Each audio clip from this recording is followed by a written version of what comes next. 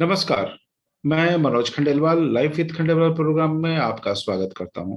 हम लोग मिलने जा रहे हैं 9 मार्च से लेकर 13 मार्च यानी 13 मार्च तक एक नए प्रोग्राम में। वह है लीगल एक्यूपंक्चर कैसे करेंगे, क्लिनिक मैनेजमेंट कैसे करेंगे, होम विजिट कैसे करेंगे, अपने कैंप कैसे आयोजित करेंगे, आपके साइन बोर्ड कैसे होंगे, आपके विजिटिंग कार्ड कैसे होंगे। कुल मिलाकर एक ऐसा प्रोग्राम जो किसी भी acupuncture, acupressure, pain management, drugless therapy वाले, अल्टरनेट थेरेपी वाले, फिजियोथेरेपी, नेचुरोपैथ, योगा सेंटर कैसे चलाने हैं, उनको मैनेज कैसे करना है। बहुत सारे कोर्स आप लोग कर चुके हैं, बहुत सारे सर्टिफिकेट कर चुके हैं, बहुत सारे डिप्लोमा कर चुके हैं। तो अब सवाल उठता है कि क्या आपको इस बाजार के अनुसार सरवाइव करना आता है? क्या आपको मालूम है कि बाजार में किस टाइप के क्लिनिक की मांग है और आप जो सेवा दे रहे हैं वो कैसे देनी चाहिए? कौन से ऐसे डिग्री हैं, कौन से ऐसे सर्टिफिकेट्स हैं जो आपको आफत में डाल सकते हैं? क्या कारण है कि सब कुछ अच्छी तरह सीखे होने के बावजूद भी आप देखेंगे कि 90% लोगों के क्लिनिक इस वक्त खाली चल रहे हैं? उसकी वजह आप किस पर थोपेंगे? क्या आप में कमी है, या आपने रोगी को सही ढंग से नहीं समझा, या रोगी को आप सही ढंग से समझा नहीं पाए? कौन कौन से ऐसे सर्टिफिकेट्स है जो आपको अपने क्लिनिक में बिल्कुल और हरगिज टांगने नहीं चाहिए? क्या आपको मालूम है कि पूरे हिंदुस्तान में, पूरे भारत में 500 से ज्यादा एक्यूप्रेशर, एक्यूपंक्चर, नेचुरोपैथ, फिजियोथेरेपी वाले कोर्ट केस का सामना कर चुके हैं। काफी लोग जेल भी जाकर आ चुके हैं। क्या लापरवाहियां हुई उनसे? वो कुछ ऐसे लीगल पहलू हैं जिसके बारे में काफी लोग मिसगाइडेड हैं, और उनको लग रहा है जो सर्टिफिकेट उनके पास है वो उनको मुसीबत से बचाएंगे। लेकिन होता क्या है, कोर्ट उन्हीं सर्टिफिकेट के आधार पर आपको सलाखों के पीछे भेज देता है, या पुलिस आपको परेशान करती है। तो आपको जानना चाहिए सबसे पहले कि क्लिनिकल माहौल होता कैसा है। इसके अलावा बहुत सारे लोगों ने इस वक्त महाराष्ट्र काउंसिल ऑफ एक्यूपंक्चर के एग्जाम दिए हैं, तो उनको डॉक्टर इस्तेमाल करना चाहिए या एचआर इस्तेमाल करना चाहिए, यानी हीलर। क्या कारण है कि दूसरे स्टेट के लोग, जो लोग हीलर इस्तेमाल कर रहे हैं, उनकी मुसीबत भी उतनी ही है जितनी कि वो अपने नाम के आगे अगर नॉन मेडिकल्स हैं और नाम के आगे डॉक्टर लगाते हैं, तो दोनों की मुसीबतें बराबर है। और काफी लोग ये गलतियां कर रहे हैं कि वो सोचते हैं कि वो हीलर आगे लगा दिए तो वो बच जाएंगे, जबकि क्या ये हकीकत है? कानून क्या कहता है, इसके बारे में हम आपको डिटेल से बताएंगे।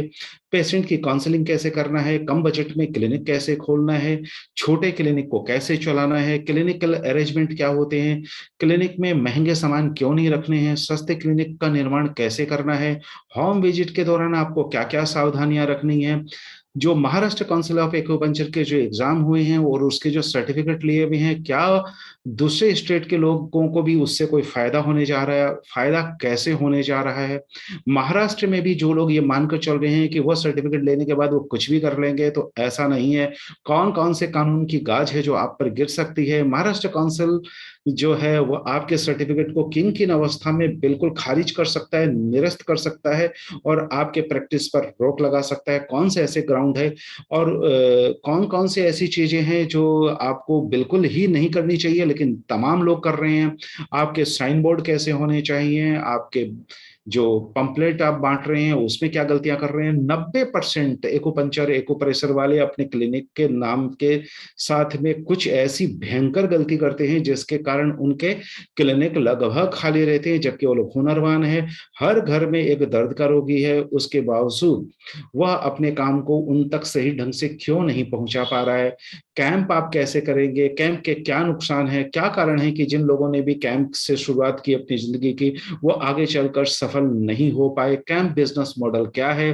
क्लिनिक में रोगी को कैसे लाएंगे? आपके एडवर्टाइजमेंट के तरीके कैसे होंगे? कौन से ऐसे सर्टिफिकेट्स हैं जो लीगल डॉक्यूमेंट माने जाते हैं? गवर्नमेंट रिकॉग्नाइज कोर्सेज कौन से हैं? कौन से ऐसे कोर्सेज हैं जिनको करने के बाद, और भारत के 60% लोगों के पास वो सर्टिफिकेट्स हैं, और वो सर्टिफिकेट सबको बहुत लीगल ट्रबल दे रहे हैं, और उसमें से 200 से ज्यादा लोग तो बिहाइंड बार होके आ चुके हैं, मतलब जेल की हवा खा के आ चुके हैं, पुलिस की परेशानियों से सामना कर चुके हैं। मद्रास हाई कोर्ट के जजमेंट एक्यूपंक्चर, एक्यूप्रेशर देकर गया है। महाराष्ट्र में मुंबई हाई कोर्ट के डिसीजन क्या है? वेस्ट बंगाल में कलकत्ता, जो कोलकाता हाई कोर्ट है, उसके डिसीजंस क्या हैं? केरल हाई कोर्ट के डिसीजन क्या हैं, दिल्ली हाई कोर्ट के डिसीजन क्या हैं, बहुत सारे डिसीजन एक्यूपंक्चर एक्यूप्रेशर पे हुए हैं। तो वो सारे डिसीजन क्या हैं, उससे आपको क्या सबक लेना चाहिए, कौन सी ऐसी गलतियां नहीं करनी चाहिए जिसके बारे में कानून ने बहुत सख्ती से कहा है, कौन सी ऐसी चीजें हैं जो कानून आपको उसमें लिबरल है, वो आपको चांसेस देता है। बोगस कोर्सेज कौन से हैं जिसके गिरफ्त में लगभग पूरा भारत इस वक्त है, और वो लोग उसको सही मान रहे हैं। कौन से ऐसे सर्टिफिकेट हैं जिनको आप बिल्कुल आज तक मान के चल रहे हैं कि इनके सर्टिफिकेट गलत नहीं हो सकते, और उन्हीं के लोग पुलिस द्वारा प्रताड़ित किए गए हैं, कानून द्वारा प्रताड़ित किए गए हैं। क्या कारण है कि कुछ बीमारियों के नाम आपके बोर्ड पे होने से आप बहुत ज्यादा ट्रबल में आते हैं। डायबिटिक के बारे में दावा करने वाले वो कौन से ऐसे एक्यूपंक्चरिस्ट है जिस पे कोर्ट ने 5 लाख रुपए का पेनल्टी लगाया, और उन लोगों ने बड़ी माफी मांगकर वहां से निकले। कौन कौन से ऐसे कारण होते हैं कि जिस पर रोगी आपके ऊपर केस करता है। भारत में कितने ऐसे केसेस हुए हैं जिसमें रोगी ने आपको आफत में डाला है, उनके साथ आप कैसे संवाद करेंगे, उनके साथ काउंसलिंग कैसी होगी, क्लिनिक की स्थापना में क्या मूल बात आपको ध्यान रखना है। 90% लोगों को तो अब क्लिनिक के बेड खरीदने नहीं आते हैं, क्लिनिक को किस ढंग से एडजस्ट करना है वो नहीं आता है। अब आप जिस फील्ड में है, अगर आपको उस फील्ड की मूलभूत चीजें नहीं आती है तो सफलता आप कैसे हासिल करेंगे। ज्यादा करके लोग जो होम विजिट करते हैं उनको होम विजिट के तरीके नहीं मालूम है, उनको रोगी से कैसे पैकेज बनाना है वो नहीं पता है। आप कैसे पैकेज बनाएंगे, मॉक्सिबेशन आप कैसे करेंगे। 90% लोगों को एक्यूप्रेशर और एक्यूपंक्चर के साथ मॉक्सिबेशन उसका पार्ट एंड पार्सल है, नाम ही पूरा है एक्यूपंक्चर एंड मॉक्सिबेशन। वो छोड़ देते हैं या वो करते भी हैं तो बहुत गलत ढंग से कर रहे हैं, तो उसको कैसे सही करेंगे। मॉक्सिबेशन क्लिनिक एक अलग इनकम ग्रुप है, उसको कैसे डेवलप करेंगे। होम विजिट एक बहुत बड़ा फील्ड है, उसको कैसे आप टैप करेंगे, वो आपको बिजनेस में कैसे हेल्प करेगा। लोगों आपको अपने क्लिनिक में क्या इस्तेमाल करने हैं, विजिटिंग कार्ड में क्या गलतियां हैं जो आपको बिल्कुल नहीं करनी चाहिए और सारे लोग कर रहे हैं। आपके लेटर पैड पे वो गलतियां क्या नहीं होनी चाहिए जो आप लोग जम कर रहे हैं। आपको अपने क्लिनिक चलाने में क्या क्या चीजें अपने स्टाफ से ट्रेनिंग के बाद ही उनको शामिल करना चाहिए। कौन से ऐसे रोगी होते हैं जिसमें आपको सावधानियां रखनी चाहिए। इस वक्त एक्यूप्रेशर एक्यूपंक्चर क्लिनिक में बहुत सारे दूसरे मॉडलिटीज का भी वो इस्तेमाल करते हैं जो लीगली वो नहीं कर सकते हैं। कहाँ उनको बचना चाहिए। देखने में वो लगते हैं कि एक्यूपंक्चर का ही पार्ट है, लेकिन वो एक्यूपंक्चर का पार्ट नहीं है। कौन से ऐसे कोर्सेज हैं जो लगते हैं आपको लीगल है लेकिन वो लीगल कोर्सेज नहीं है, और सारे लोग उसको लीगल कोर्सेज मान के अपने क्लिनिक की दीवारों पे लगाकर नाच करते हैं। कौन से ऐसे सर्टिफिकेट्स हैं जब बड़े लोगों के साथ बड़े वायरल करते रहते हैं फेसबुक पे, व्हाट्सएप पे, वो आगे चल के आपके लिए लीगल प्रॉब्लम कैसे बनेंगे। कौन से ऐसी चीजें हैं जो आपको क्लिनिकल माहौल में करनी चाहिए जिससे कि रोगी बढ़े। आपको केबिन क्यों नहीं बनाने चाहिए। एक्यूपंक्चर एक्यूप्रेशर क्लिनिक में कभी भी केबिन नहीं होना चाहिए, क्यों नहीं होना चाहिए। और उसके बाद आपके जो महिला रोगी है, जेंट्स रोगी है, प्राय एक साथ ही ट्रीटमेंट लेते हैं, उनका सेपरेशन छोटे क्लिनिक में आप कैसे करेंगे, छोटे क्लिनिक की स्थापना कैसे करेंगे। अगर आप रेसिडेंशियल एरिया में अगर क्लिनिक खोलते हैं तो घर में क्लिनिक कैसे खोलेंगे। अगर आप कॉमर्शियल जगह में लेते हैं तो वहां पर आप क्लिनिक कैसे खोलेंगे। क्या आप कोविड का एक्यूपंक्चर ट्रीटमेंट दे सकते हैं। कोर्ट ने अभी हाल में ही बड़ा सख्त आदेश दिया है एक्यूपंक्चर वालों को कोविड को लेकर के, आप कोविड के रोगी को बाकायदा देख सकते हैं या नहीं देख सकते हैं। कानून क्या कहता है, कानून ने बहुत अच्छी व्याख्या करते हुए आदेश दिया है। आपको आधे से ज्यादा लोगों को तो मालूम ही नहीं कि कोर्ट ऐसा आदेश दे चुका है।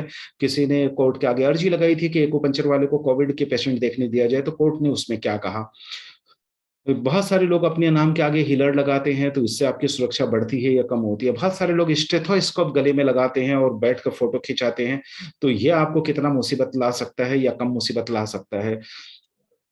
मनी रिसिप्ट आपको अपने रोगी को देना चाहिए कि नहीं देना चाहिए। और अपने क्लिनिक में आपको सीसीटीवी कैमरा क्यों नहीं लगाना चाहिए या कहाँ लगाना चाहिए। फायर एक्सटिंग्विशर आपके क्लिनिक में नहीं होने से क्या मुसीबत हो सकती है। जो नीडल है वो लोग प्राय डिस्पोज जो करते हैं उनको डिस्पोज करने का तरीका नहीं मालूम है। आपको उसको डिस्पोज कैसे करना है, नहीं होने से आपके लोकल एमसीडी आप पे कितना पेनल्टी लगा सकते हैं।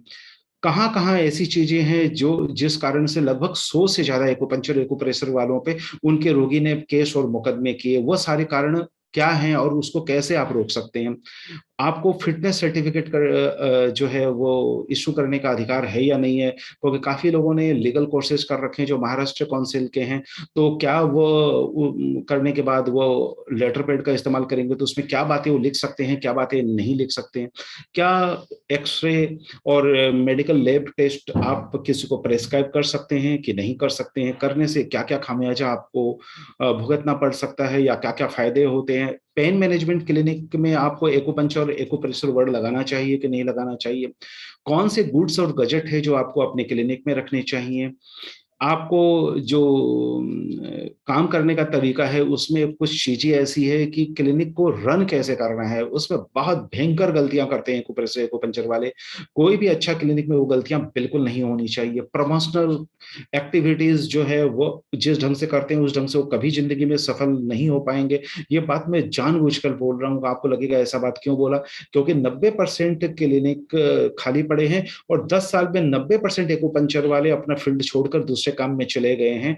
क्यों गए हैं? जब काम इतना अच्छा है तो वो लोग क्यों 90% लोग 10 साल में अपना अपना फील्ड छोड़ के दूसरे काम में लग गए। सबसे बड़ी मुसीबत ये है कि एक्यूपंक्चर एक्यूप्रेशर वाले जो होम विजिट करते हैं या घर में क्लिनिक चलाते हैं वो अपनी सैलरी ही नहीं जोड़ रहे। वो उस घर को अगर किसी को किराए पे देते हैं उसकी सैलरी आती वो भी नहीं जोड़ रहे, खुद की कोई वैल्यू नहीं जोड़ रहे। अगर ये दोनों वैल्यू जोड़ेंगे तो अगर आप कहीं नौकरी कर रहे होते तो उससे ज्यादा कमा रहे होते। तो ये सारे जोड़ने के बाद भी अगर आप देखेंगे तो आप बहुत ज्यादा अर्जन नहीं कर रहे हैं, तो उस अर्जन को कैसे बढ़ाएंगे, कैसे देखेंगे कि आप फायदे में हैं नुकसान में हैं, प्रिस्क्रिप्शन पेड वगैरह आप कैसे बनाएंगे। होम विजिट के समय आपको कौन कौन से गुड्स पेशेंट के घर पे ही रख देने हैं, वो रोज लेके उनके पास नहीं जाने चाहिए। क्या आप ऑथराइज्ड हैं विटामिन डी के और विटामिन B12 के दवाइयां लिखने के लिए? कौन से ऐसे मुकदमे हैं जिसमें एक्यूपंक्चर और एक्यूप्रेशर थेरेपिस्ट ने सिर्फ उनको विटामिन B12 लिखा, जिसके चक्कर में उनको कोर्ट के दरवाजे तक जाना पड़ा और कोर्ट ने बड़ी तल्ख टिप्पणी की उसमें, आपके अधिकार क्षेत्र में है या नहीं है। पेशेंट बहुत बार ऐसा होता है कि आपसे प्रिस्क्रिप्शन मांगता है, तो क्या आपको उनको प्रिस्क्रिप्शन देना चाहिए कि नहीं देना चाहिए। पेशेंट के जो ट्रीटमेंट प्रोटोकॉल होते हैं वो जो आप बनाते हैं, क्या रोगी को वो लेने का अधिकार है या नहीं है, या आप रोगी को देंगे तो कैसे देंगे। आप जो विजिटिंग कार्ड जो है वो कैसे छपाएंगे, उसमें क्या गलतियां नहीं करेंगे। हम लगभग भारत के 50 से ऐसे साइन बोर्ड के ऊपर में, रियल साइन बोर्ड के ऊपर में डिस्कस करेंगे, जिसमें हम बताएंगे कि देखिए इन्होंने क्या क्या गलतियां की, अगर ये सुधार करते तो क्या फायदे में रहते। 50 से ज्यादा हम आपको विजिटिंग कार्ड दिखाएंगे जो आप ही लोगों के हैं, और उसमें हम आपको बताएंगे कि इनमें क्या क्या गलतियां हैं। 50 से ज्यादा ऐसे क्लिनिकल सेटअप के बारे में हम आपसे डिस्कस करेंगे कि उन लोगों ने इतना सुंदर क्लिनिक खोलने के बाद भी वैसा क्लिनिक खोला जिसमें उम्मीद नहीं है कि आगे चलकर वो एक्यूप्रेशर एक्यूपंक्चर क्लिनिक चला पाएंगे। क्या गलतियां हैं, देखने में सब अच्छे लगते हैं, होता क्या है कि वो एक्यूप्रेशर एक्यूपंक्चर वालों को कभी सिखाया या बताया नहीं गया कि क्लिनिक की स्थापना कैसे की जाए। तो वो लोग एक दूसरे से नकल करते चले गए, और नकल में भी अकल चाहिए, उसका इस्तेमाल किया नहीं।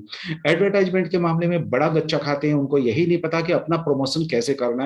व्हाट्सएप और फेसबुक से आप बहुत ज्यादा प्रमोशन करके काम हासिल नहीं कर पाएंगे, क्योंकि रोगी का क्षेत्र अलग है, आप लोगों का ग्रुप का क्षेत्र अलग है। तो रोगी तक आप कैसे पहुंचेंगे, उनके एक्टिविटी कैसे करेंगे, आपके क्लिनिकल माहौल में कौन सा काम करना है, कौन सा माहौल किसी सोशल संगठन के साथ मिलकर करना है, कौन सा माहौल आपको करना चाहिए या नहीं करना चाहिए, वो सारी बातों पे हम बहुत डिटेल में बताएंगे। बहुत सारे लोग अपने उस साइन बोर्ड पे लिखते हैं कि हम डायबिटिक का इलाज करते हैं, अस्थमा का इलाज करते हैं।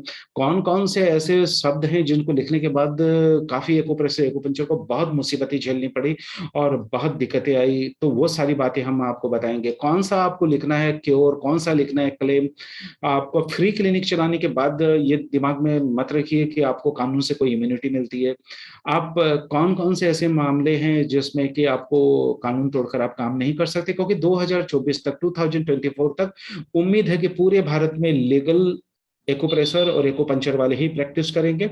बड़ी तेजी से भारत बदल रहा है। महाराष्ट्र से जो यात्रा शुरू हुई है या बंगाल से मान लीजिए जो यात्रा शुरू हुई है, अब ये फास्ट गति से आगे बढ़ने वाला है और बहुत जल्दी पूरे भारत में महाराष्ट्र काउंसिल भी करेंगे और बाकी लोग भी करेंगे, 2-2 साल के कोर्स चालू करेंगे। तो वो लोग जो है जब शुरू हो तब तक आप लोगों को सर्वाइव कर जाना है, वरना इस मार्केट से आप बिल्कुल हटा दिए जाएंगे। मार्केट आपको बिल्कुल साफ कर देगा।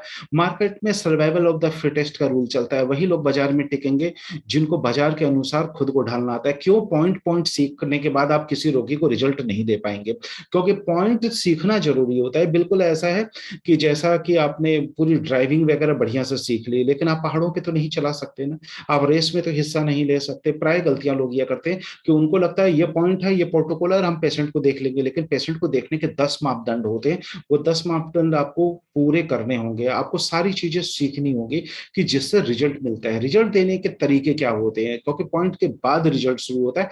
पॉइंट तो बहुत बेस है, ये तो एक तरह से नींव है। पॉइंट सीखना मतलब नींव मजबूत करना है, लेकिन ऊपर की इमारत में फिर इंटीरियर भी है, उसके बाद में कंस्ट्रक्शन भी है, तो आपको वो सारी चीजें कैसे करनी है। बड़े हॉस्पिटलों में अब बहुत सारे लोग जो महाराष्ट्र काउंसिल एग्जाम्स से पास होकर निकले, अब बड़े बड़े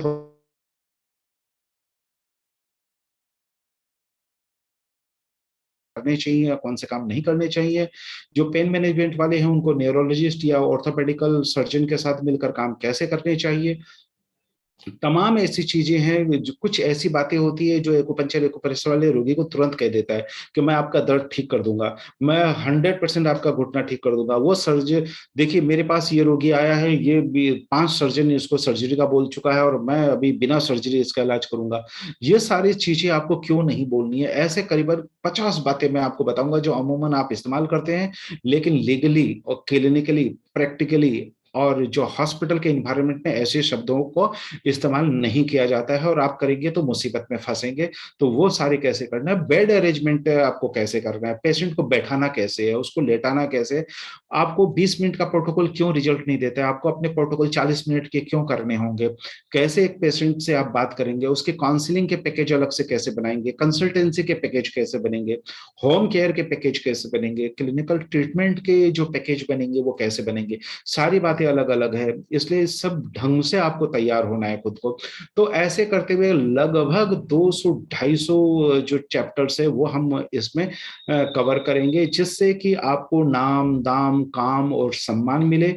आप लोगों को मालूम हो कि रियल में होम विजिट कैसे किया जाता है, क्लिनिक कैसे चलाया जाता है, क्लिनिक में क्या क्या गुड्स होते हैं, लीगल प्रैक्टिस कैसे किया जाता है, जो आमतौर के जो मिस्टेक्स हैं क्लिनिक के वो क्यों नहीं करने चाहिए। देखिए कुल मिला के आप कुछ भी सीख लीजिए, अंत में तो आपको क्लिनिक ही चलाना है, और क्लिनिक चलाने की लापरवाहियां ही तय करती है कि आप कितने असफल होंगे, और उसके करने के अच्छे तरीके ये तय करते हैं कि आप कितने सफल होंगे। तो सीधी सी बात है, सफलता और असफलता के बीच की कड़ी को समझ लीजिए, उसके बाद जीवन में सफल हो जाइए। फिर आप कोई भी कोर्स करते हैं, हर कोर्स का अंत क्या है, आप कोई भी प्रोग्राम करते हैं या कोई भी कोर्स करते हैं, उसका अंत और शुरुआत ये दोनों एक ही है। अंत ये है कि अब जो चीज का अंत हो गया, अब उसकी शुरुआत होने जा रही है। शुरुआत क्या चीज से होती है? क्लिनिक से होती है।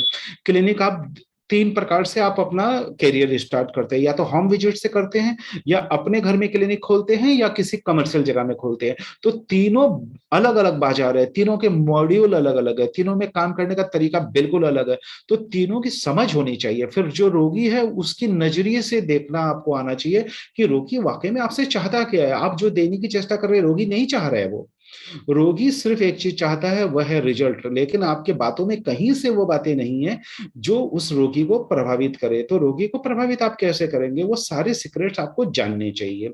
तो कुल मिला के मैंने छोटे छोटे खंडों में आपको समझा दिया कि 5 दिनों में मैं क्या क्या चीज कवर करूंगा। उम्मीद है कि आप समझ गए होंगे। जिनको वाकई में सफलतापूर्वक क्लिनिक चलाना है वह इस प्रोग्राम में ज्वाइन हो सकते हैं। 9 मार्च टू 13 मार्च तक के लिए ये प्रोग्राम स्टार्ट होगा। जिन लोगों को प्रोग्राम में शामिल होना है उनके लिए हमारा फोन नंबर, जो कॉल नंबर है, वही है 7002506486। मैं वापस बोल देता हूँ, 7002506486। ये सिर्फ कॉल नंबर है, इस पर किसी भी प्रकार की व्हाट्सएप सुविधा नहीं है। और जो हमारी व्हाट्सएप सेवा है उस पर कोई भी कॉल सेवा नहीं है, तो कृपया करके व्हाट्सएप नंबर पे कॉल मत कीजिएगा, क्योंकि वो कंप्यूटर जनरेटेड है। तो उसका नंबर मैं आपको बता देता हूँ, व्हाट्सएप करके आप कोई भी सूचना और डिटेल प्रोग्राम के बारे में जानकारी ले सकते हैं। व्हाट्सएप नंबर है 9435021306। वापस बोल देता हूँ, 9435021306। इस पर व्हाट्सएप की सुविधा, इस पर कॉल की सुविधा नहीं है। तो दोनों नंबर अलग अलग है। आपको अगर बात करनी है तो 7002506486 पे बात कीजिए। व्हाट्सएप करके बाकी जानकारी लेनी है तो 9435021306 पर आप कॉल सुविधा के बगैर व्हाट्सएप करके सारी डिटेल ले सकते हैं। तो उम्मीद है कि आपको लगभग नक्सल में ये बातें समझ में आ गई होगी कि हम क्या करने जा रहे हैं। तो मैं मनोज खंडेलवाल लेता हूं आपसे इजाजत और मिलते हैं आपसे 9 मार्च को, 13 मार्च तक के लिए। और सीखेंगे, सिखाएंगे बहुत सारी नई चीजें नए ढंग से। तो हमें दीजिए इजाजत। नमस्कार।